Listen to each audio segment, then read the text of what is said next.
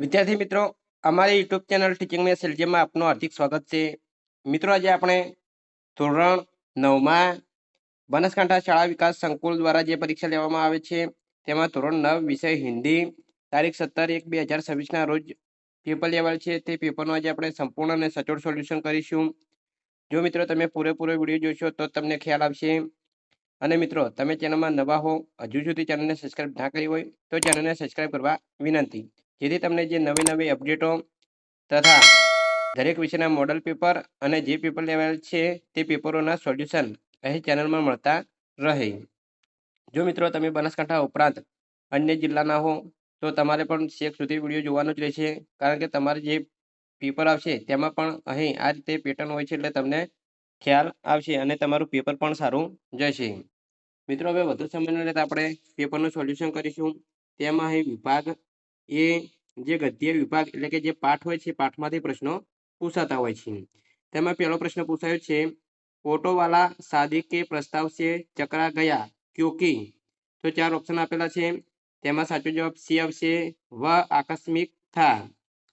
2, रामा ने घोड़े का क्या नाम बताया. તો જવાબ આવશે સી, તાજરાની.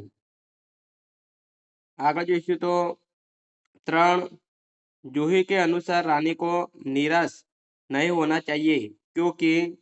जवाब से क, वे गीता पढ़ती थी. 4, गुरु को संतान न होने पर उतना दुख नहीं होता था जितना. जवाब से ब, उत्तम शिष्य न पाने पर होता था. આગળ એક ખાલી જગ્યાઓ પૂછાય છે. 5, शुभ कड़ी में जो मरा सीधा खाली गया जाएगा. जवाब आपसे स्वर्ग. 6, रामकृष्ण परमहंस वर्षों तक योग्य खाली गया खोजते रहे. जवाब आपसे शिष्य. निम्नलिखित प्रश्नों के एक एक वाक्य में उत्तर दीजिए. तेमा 7, शास्त्रों ने राजा को क्या बताया है. जवाब आपसे शास्त्रों ने राजा को ईश्वर का रूप बताया है. 8, महंत ने गोवर्धन दास को क्या सलाह दी थी.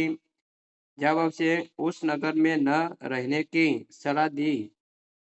टका शेर पाजे टका शेर खा जा. આગળ જોઈશું તો નિમ્નલિખિત પ્રશ્નો કે 3-4 વાક્યો में उत्तर दीजिए. અહીં 2-2 ગુણના પ્રશ્નો પૂછાયા છે, તો કેવા પ્રશ્નો પૂછાયા છે આપણે જોઈ લઈશું. તો 9માં પ્રશ્ન પૂછાયો છે કે बाबा गंगादास ने रानी लक्ष्मीबाई से क्या कहा था. 8માં પણ પૂછાયો છે કે लेखक मोहन को बहुत बड़ा क्यों बताते हैं. આગળ અહીં 5-6 વાક્ય में 3-3 ગુણના પ્રશ્નો પૂછાયા છે. તેમાં 10મા નંબરનો प्रियोदा को सभी लोग क्यों प्यार करते थे. હવે 8માં પૂછાયું છે यूरोप के प्रभाव के कारण आज गुरु शिष्य संबंधों में क्या अंतर आया है. આ રીતે વિદ્યાર્થી મિત્રો, વિભાગ એ ગદ્ય આધારિત જે પાઠમાંથી પ્રશ્નો પૂછાયા છે તે આપણે જોઈ લીધા. આગળ આપણે વિભાગ બી જોઈશું. હવે વિભાગ બી પદ્ય વિભાગ એટલે કે જે કાવ્ય હોય છે, કાવ્યમાંથી પ્રશ્નો પૂછાયા છે. તેમાં 11મો પ્રશ્ન, मुझ से मनुष्य जो होता है खाली क्या का पर न ढोते हैं. तो जवाब आपसे सी, कंचन. 12, बिगड़ी हुई बात ऐसी है जैसे खाली गया. तो जवाब आपसे सी, फटा हुआ दूध. આગળ 13, रहे मरा हुआ मानते हैं. तो जवाब आपसे सी, जो मांगने जाता है. 14, आज बमों के रूप में. जवाब आपसे अ, आकाश से आग के गोले बरस रहे हैं. खाली जगह पुरवानी छे. तेमा 15, मनुष्य को संसार की खाली जगह दूर करने के लिए बुद्धि दी गई है. तो जवाब आपसे जड़ता. 16, संसार श्री राम को खाली जगह नाम से जानता है. तो जवाब आपसे पतित पावन. 17, धन संपत्ति किस लिए है. तो जवाब आपसे परोपकार लिए. 18, भगवान ने हट करके किनका उद्धार किया. जवाब आपसे पक्षी, मृग, व्याध, पाताल, वृक्ष और पवन.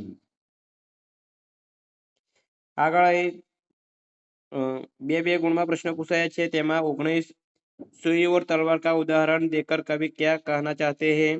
8માં પણ પૂછાયો છે, बुद्धि और हाथ किस कार्य के लिए है. તો મિત્રો, આ રીતના 2-2 ગુણમાં પ્રશ્ન પૂછાયા છે. અહીં 5-6 વાક્યમાં લખવાનો છે. 3 ગુણના 2 પ્રશ્નો પૂછાયા છે, એમાંથી કોઈ પણ એકનો આન્સર આપવાનો છે. 20, बालक श्री कृष्ण के स्वरूप का वर्णन कीजिए. अथवा પણ પૂછાયું છે रहम कड़वे मुख वाले मनुष्य की प्रकृति को कैसा समझाते हैं। મિત્રો એ વિભાગ બી પૂરો થાય છે। આગળ આપણે વિભાગ સી જોઈશું જે व्याकरण विभाग છે। તેમાં ही मुहावरे के उचित मेल वाले विकल्प का चयन कीजिए।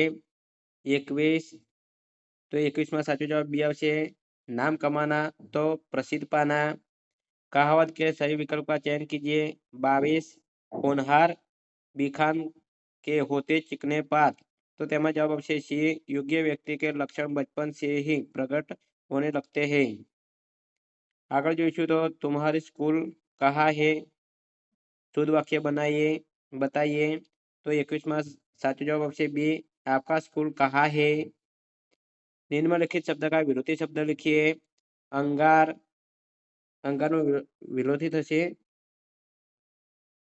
24 तो अंगार अंगारનો विरोधी થશે ओला। निम्नलिखित शब्द का पर्यायवाची शब्द लिखिए।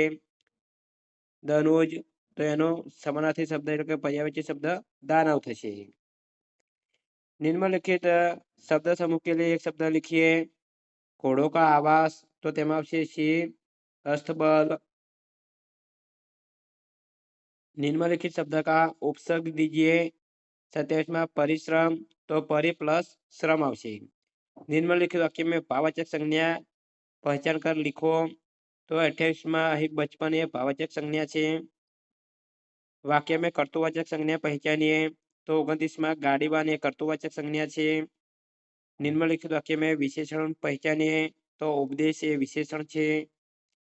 निम्नलिखित में से कर्मधारय समास का उदाहरण कौन सा है। तो सी कुसंग એ કર્મધારય સમાસનું ઉદાહરણ છે। આગળ વિભાગ ડી લેખન વિભાગ છે। તેમાં એક પરિચ્છેદ એટલે કે ફકરો આપેલો છે ને એના આધારે જે 5 પ્રશ્નો પૂછાયા છે તેના જવાબ આપવાના છે। तो ये 32 में शिक्षक के ऊपर कौन सी जिम्मेदारी है। तो विद्यार्थी मित्रों ये पहला में जवाब है कि भावी नागरिक निर्माण करने की जिम्मेदारी शिक्षक के ऊपर है। 33 योग्य सैनिक किसके द्वारा बन सकता है। तो योग्य सैनिक शिक्षक के द्वारा कोई योग्य सैनिक बन सकता है। 34 हमारे अहिंसक आंदोलन ने दुनिया को क्या दिखा दिया है। तो तेमा जवाब आवशे हमारे अहिंसक आंदोलन ने दुनिया को दिखा दिया है कि शिक्षक सैनिकों से कहीं श्रेष्ठ है। आगे जोईशुं तो निम्नलिखित रूपरेखा के आधार पर कहानी लिखिए। मित्रों અહીં જે મુદ્દા આપેલા છે તે મુદ્દાને આધારે તમારે એક વાર્તા લખવાની છે અને યોગ્ય શીર્ષક આપવાનું છે। જો તે ના આવડે તો અહીં અથવા પણ પૂછાયેલું છે કે પત્ર લેખન લખીએ તો તમારે બંનેમાંથી કોઈ પણ એકનો જવાબ લખવાનો છે। આગળ જોઈશું તો નિમ્નલિખિત વિષય પર લગભગ 100 શબ્દોમાં નિબંધ લખો। તો અહીં 3 વિષય આપેલા છે मेरा प्रिय खेल मेरी माँ અને વર્ષા ઋતુ। તમે કોઈ પણ એક વિષય ઉપર તમારા શબ્દોમાં નિબંધ લખી શકો છો। તો મિત્રો આ રીતે જે પેપર લેવલ છે તેનું સંપૂર્ણ સોલ્યુશન પૂરું થાય છે। જો મિત્રો વિડીયો સારો લાગ્યો હોય તો લાઈક કરજો શેર કરજો અને સબસ્ક્રાઇબ કરજો તથા કમેન્ટ પણ કરજો કે તમારે કયું પેપર મોડલ પેપરની જરૂર છે તો અમે તે મોડલ પેપર અહીં ચેનલમાં મૂકીશું। Thank you. જય હિન્દ જય ભારત।